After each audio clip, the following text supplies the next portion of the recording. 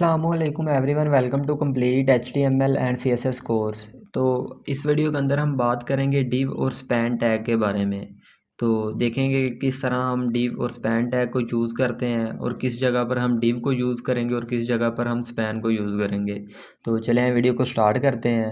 अगर तो आप मेरे चैनल पर न्यू हैं तो चैनल को सब्सक्राइब करें और बेल आइकन को भी प्रेस करें ताकि मेरी न्यू आने वाली वीडियोज़ के नोटिफिकेशन आपको मिल सकें। तो सबसे पहले हम यहाँ पर HTML का स्टार्टर कोड जनरेट करते हैं। तो उसके लिए मैं यहाँ पर Shift 1 टाइप करूँगा, दैन इंटर हिट करेंगे। तो आप देख सकते हैं कि हमारे पास HTML का स्टार्टर कोड जनरेट हो चुका है। अब हम यहाँ पर H1 हेडिंग यूज़ करते हैं। तो इसके अंदर मैं लिखता हूँ heading 1 और इसके बाद हम यहाँ पर एक P टैग यूज़ करते हैं, पैराग्राफ टैग। इसके अंदर मैं लिखता हूँ lorem 20, तो हमारे पास 20 वर्ड का पैराग्राफ क्रिएट हो जाएगा। इसके बाद हम अनऑर्डर लिस्ट एक क्रिएट करते हैं। तो उसके लिए मैं सबसे पहले UL लूँगा, दैन इसके अंदर हम LI टैग लेंगे, दैन इसके अंदर मैं लिखता हूँ item 1।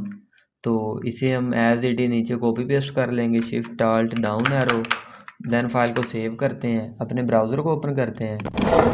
तो आप देख सकते हैं कि यहाँ तक हमारे पास एक हेडिंग क्रिएट हो चुकी है और एक पैराग्राफ क्रिएट हो चुका है और लास्ट पर एक लिस्ट भी क्रिएट हो चुकी है। तो अब हम देखते हैं कि हम HTML के अंदर डिव और स्पैन टैग को किस तरह से यूज़ करते हैं। एक्चुअली जो डिव टैग है ये एक कंटेनर होता है। HTML के अंदर जब भी हमने किसी भी 2 या 3 टैग को एक साथ कंबाइन करना हो, मतलब एक ही बॉक्स के अंदर रखना हो, तो उसके लिए हम डिव टैग यूज़ करते हैं। तो जैसा कि मैं यहाँ पर चाहता हूँ कि ये जो हेडिंग H1 है और जो P टैग है, इन दोनों का जो बैकग्राउंड कलर है वो चेंज हो जाए। तो उसके लिए हम डिव टैग यूज़ करेंगे। तो मैं यहाँ पर सबसे पहले डिव टैग यूज़ करता हूँ, देन मैं इसको यहाँ से ये जो P टैग है इसे और H1 टैग को यहाँ से रिमूव करता हूँ, देन इसके अंदर हम पेस्ट कर देते हैं। फाइल को सेव करते हैं, अपने ब्राउज़र को ओपन करते हैं। तो आप देख सकते हैं कि हमारे पास जो आउटपुट है इसमें कोई भी चेंजिंग नहीं आई, लेकिन इस heading 1 और पैराग्राफ के बैक साइड पर एक कंटेनर क्रिएट हो चुका है, क्योंकि हमने यहाँ पर इन दोनों को इस डिव टैग के अंदर शिफ्ट कर दिया है। तो जैसा कि मैंने आपको पिछली वीडियो के अंदर बताया था, हम यहाँ पर स्टाइल टैग यूज़ करते हैं CSS अप्लाई करने के लिए। तो मैं यहाँ पर स्टाइल टैग लेने के बाद इसके अंदर लिखूँगा div, then curly brackets, then मैं यहाँ पर जो इस डिव का बैकग्राउंड कलर है इसे मैं यहाँ पर रेड कर दूँगा। देन फाइल को सेव करते हैं, अपने ब्राउज़र को ओपन करते हैं। आप देख सकते हैं कि हमारा जो heading 1 है और जो P टैग है, इन दोनों का जो बैकग्राउंड कलर है वो रेड हो चुका है। तो आई होप आपको समझ आ चुकी होगी कि डिव को हम किस तरह से यूज़ करते हैं। हम एज इट इज़ इस तरह कई सारे और भी डिव्स क्रिएट कर सकते हैं। जैसे मैं यहाँ पर Shift Alt down arrow press करता हूँ तो हमारे पास यहाँ पर 3 डिव क्रिएट हो चुके हैं। तो फाइल को सेव करते हैं, अपने ब्राउज़र को ओपन करते हैं। तो आप देख सकते हैं कि हमारे पास यहाँ पर 3 डिव क्रिएट हो चुके हैं। तो हम इन्हें डिफरेंट डिफरेंट स्टाइल भी दे सकते हैं। जैसा कि इससे पिछली वीडियो के अंदर मैंने आपको बताया था कि हम क्लास यूज़ करते हैं डिफरेंस क्रिएट करने के लिए। तो मैं यहाँ पर इस डिव का जो नेम है इसे div1 रखते हैं। एज इट इज़ हम यहाँ पर भी क्लास यूज़ करते हैं। इस डिव का जो नेम है इसे हम div2 रखते हैं। एज इट इज़ इस डिव का जो नेम है इसे हम div3 रखते हैं।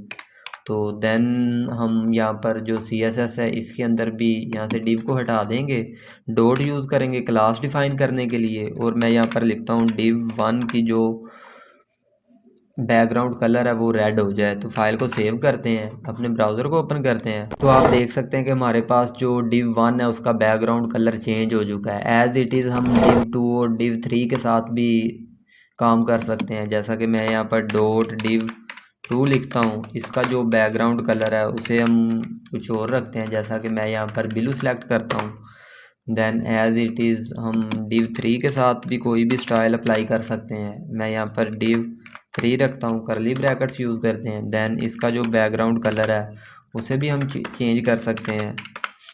तो मैं यहाँ पर बैकग्राउंड टैग यूज़ करूँगा और इसे एक्वा रखते हैं। देन फाइल को सेव करते हैं, अपने ब्राउज़र को ओपन करते हैं। तो आप देख सकते हैं कि हमारे पास तीनों डिव के जो बैकग्राउंड कलर है वो चेंज हो चुके हैं। तो आई होप आपको अच्छी तरह से समझ आ गई होगी कि हम डिव टैग को किस तरह से यूज़ करते हैं। तो इसके बाद हम बात करते हैं स्पेन टैग की। तो जो डिव टैग होता है ये ब्लॉक एलिमेंट होता है और जो स्पेन टैग होता है ये इनलाइन एलिमेंट होता है। अपनी आने वाली जो नेक्स्ट वीडियोज़ होंगी उनके अंदर मैं आपको अच्छी तरह से बताऊंगा कि ब्लॉक एलिमेंट्स क्या होते हैं और इनलाइन एलिमेंट्स क्या होते हैं। अभी के लिए मैं आपको सिर्फ इतना बताता हूँ कि जो ब्लॉक एलिमेंट्स होते हैं वो 100% जो है विड्थ लेते हैं। जैसा कि हमने यहाँ पर डिव क्रिएट किया था तो उसकी जो विड्थ थी वो यहाँ तक 100% आई थी। एज इट इज़ यहाँ पर भी डिव टैग यूज़ किया था, इसकी भी जो विड्थ थी वो 100% आई थी। और लास्ट पर जो डिव टैग यूज़ किया था उसकी भी जो विड्थ थी वो 100% आई थी। अभी हम देखते हैं कि हम स्पेन टैग को किस तरह से यूज़ करते हैं। तो स्पेन टैग जैसा कि मैंने आपको बताया कि ये इनलाइन एलिमेंट होता है। ये सिर्फ़ और सिर्फ उतनी ही विड्थ लेता है जितनी विड्थ के अंदर हमारा जो टैग होता है। जैसा कि मैं चाहता हूँ कि यहाँ पर जो हेडिंग 1 का जो यहाँ पर 1 लिखा हुआ है इसका कलर चेंज हो जाए, तो उसके लिए हम यहाँ पर स्पेन टैग यूज़ करेंगे। तो मैं यहाँ पर स्पेन टैग यूज़ करता हूँ। देन इस 1 को हम यहाँ से कट करके इस पेन टैग के अंदर पेस्ट कर देंगे। देन फाइल को सेव करते हैं, अपने ब्राउज़र को ओपन करके देखते हैं कि हमारी आउटपुट के अंदर कोई चेंजिंग आई है या नहीं। तो आप देख सकते हैं कि यहाँ तक जो हमारी आउटपुट थी वो सेम है।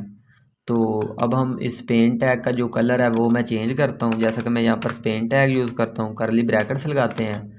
देन मैं जो इस पेन टैग के अंदर हमारे पास 1 आ रहा है इसका मैं कलर है जो इसे हम चेंज कर देते हैं। जैसा कि मैं इसका जो कलर है वो मैं कर देता हूँ ग्रीन। देन फाइल को सेव करते हैं, अपने ब्राउज़र को ओपन करते हैं। तो आप देख सकते हैं कि हमारे पास यहाँ पर जो 1 आ रहा था इसका जो कलर है वो ग्रीन हो चुका है। एज़ इट इज़ हम इसका बैकग्राउंड कलर भी चेंज कर सकते हैं। तो मैं यहाँ पर बैकग्राउंड कलर चेंज करता हूँ इसका। तो मैं इसे यहाँ पर वाइट रखता हूँ। देन फाइल को सेव करते हैं, अपने ब्राउज़र को ओपन करते हैं।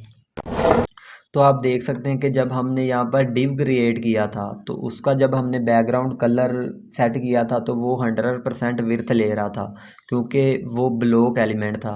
लेकिन जब हमने यहाँ पर स्पेन एलिमेंट यूज़ किया तो मैंने आपको बताया था कि वो इनलाइन एलिमेंट होता है।